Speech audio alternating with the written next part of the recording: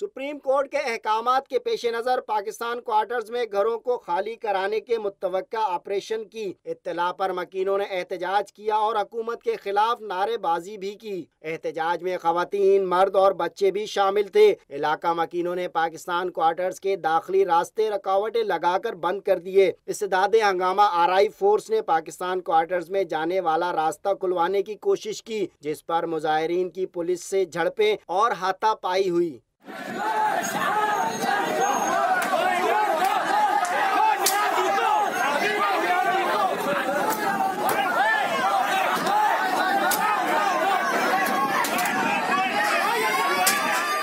S P Jamshed شمائل ریاض کے مطابق مظاہرین کی جانب سے پولیس پر پتھراؤ کیا گیا، جس پر پولیس نے آنسو گیس شیلنگ کی، جس میں 4 پولیس اہلکاروں سمیت 8 افراد زخمی ہوئے، جبکہ اس دوران 1 درجن سے زائد کو حراست میں بھی لیا گیا۔ ایس پی نے کہا کہ گرفتار مظاہرین کے خلاف کار سرکار میں مداخلت کا مقدمہ درج کریں گے۔ دوسری جانب وزیر اعلیٰ سندھ کے احکامات پر آپریشن روک دیا گیا، دوبارہ احکامات ملنے پر کارروائی ہوگی۔ Additional I G Karachi doctor Amir Sheikh نے واقعے کی تحقیقات کے لیے کمیٹی تشکیل دے دی ہے، جو ڈی آئی جی سی آئی اے امین یوسف زئی اور ڈی آئی جی ایسٹ عامر فاروقی پر مشتمل ہے۔